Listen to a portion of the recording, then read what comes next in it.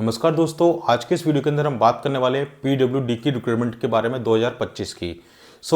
ये जो रिक्रूटमेंट है काफ़ी ज़्यादा एक अच्छी गवर्नमेंट जॉब है। तो इसके बारे में हम आपको बताने वाले हैं कि इसके जो फॉर्म फिलअप है वो कब से स्टार्ट होंगे, क्या इसका पेपर पैटर्न रहने वाला है, क्या इसके अंदर एज क्राइटेरिया है और क्या एजुकेशन क्वालिफिकेशन मांगी गई है और कौन कौन सी पोस्ट के लिए रिक्वायरमेंट आई है। मेरे साथ आप देख रहे हैं स्क्रीन पर, मैं आपको एक एक चीज बिल्कुल क्लियर कर दूंगा। तो अगर चैनल पे आप नए हो तो प्लीज चैनल को सब्सक्राइब जरूर कर लेना, ताकि आपको जितने भी लेटेस्ट जॉब के जो भी नोटिफिकेशन रहेंगे वो आपको मिलते रहेंगे। दोस्तों देखिए, ये जो वैकेंसी है ये CPWD की है ना। और ये जो डिपार्टमेंट कौन सा होता है, सेंट्रल पब्लिक वर्क्स डिपार्टमेंट होता है, CPWD बोलते हैं इसको, ठीक है। और इसका जो रिक्रूटमेंट ईयर है 2026 है, ठीक है। 2026 के लिए इनको चाहिए। अब इसके अंदर जो टोटल नंबर ऑफ वैकेंसी आई है, टोटल नंबर ऑफ वैकेंसी जो है वो है 4500, ठीक है। काफी ज्यादा अच्छी वैकेंसी है। और इसके अंदर जो पद हैं, ठीक है, जो पोस्ट है वो है क्लर्क की है, जूनियर सुपरवाइजर की है और सीनियर सुपरवाइजर की है। और ये जो जॉब है ये सेंट्रल की जॉब होती है, ठीक है, सेंट्रल गवर्नमेंट की जॉब है। ये चीज आपको एकदम क्लियर समझ में आ गई होगी।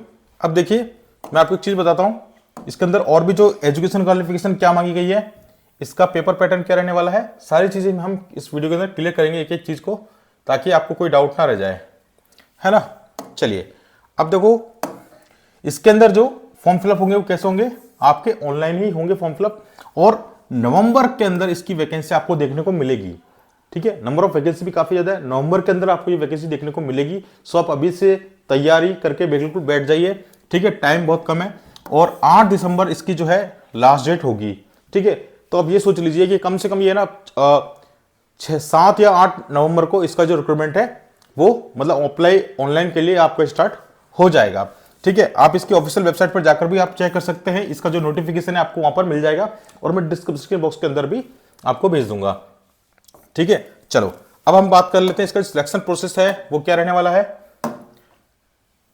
देखिए, अब इसके अंदर देखो, ये मार्क्स है इनके, ठीक है, ये इतने रेशियो पर इसमें लिया जाएगा, ठीक है। SC/ST कैंडिडेट को इतने वो मिलेगा, है ना। ये सारी चीजें इसकी स्कीम है, ये आप पढ़ लेना आराम से, हर एक चीज को डिटेल से देख लेना, ठीक है। अब इसका जो और भी चीज है मैं बिल्कुल क्लियर कर देता हूं इसका। तो देखो यहां पर क्लियरली मेंशन है कि इसके अंदर जो वैकेंसी है LDC और UDC के लिए, ठीक है, लोअर डिविजन क्लर्क और अपर डिवीजन क्लर्क के लिए वो है 2500। टोटल नंबर ऑफ वैकेंसी वहां के लिए कितनी है, 2500 है। और ये किस ग्रुप के अंदर आती है, ग्रुप C के अंदर आती है, ठीक है।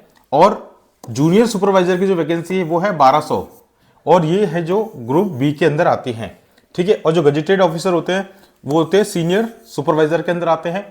उसके अंदर टोटल नंबर ऑफ जो वैकेंसी 800 है। तो आपको जो टोटल जो वैकेंसी बन जाती है वो आपकी कितनी होगी, 4500, जैसा कि मैंने आपको पहले बताया था, ठीक है। और ये गजेटेड ऑफिसर होता है।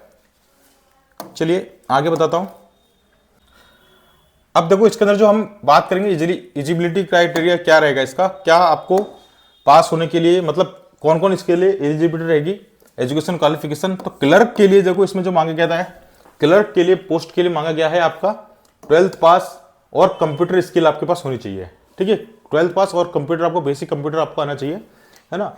और जो जूनियर सुपरवाइजर के लिए आप ग्रेजुएट होने चाहिए किसी भी स्ट्रीम से, ठीक है, इन एनी स्ट्रीम, और जिसमें सिविल इलेक्ट्रिकल ज्यादा परफेक्ट करेंगे उनको, ठीक है, उनको ज्यादा प्रेफरेंस रहेगी।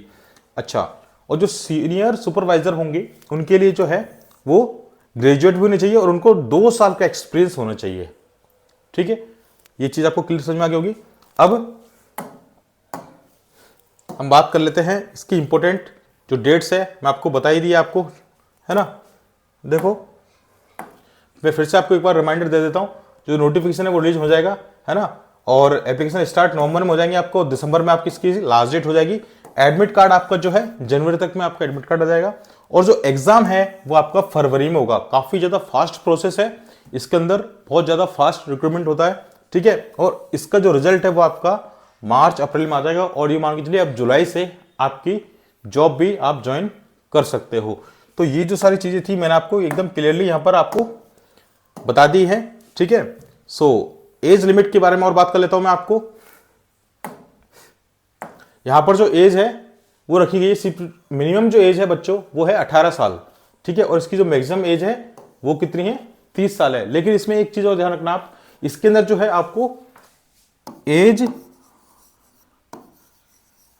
रिलैक्सेशन आपको मिलेगा। जैसे अगर आप एससी कैटेगरी में आते हो तो +5 इयर्स का मिलने वाला है, और अगर आप ओबीसी में आते हो तो आपको +3 इयर्स का एज रिलैक्सेशन मिलेगा, जो कि as per the government rule जो भी है ना, उसके अकॉर्डिंग आपको ये चीज मिल जाएगी, ठीक है। अब यहां पर देख लीजिए एकदम क्लियर लिख रखा है, पूरे एक एक चीज को यहां पर समझाया गया आपके लिए, है ना, कि देखो जो एज 18 मिनिमम है ही, वो तो है ही 18, ठीक है, मिनिमम एज जो है वो तो 18 है ही, हमारी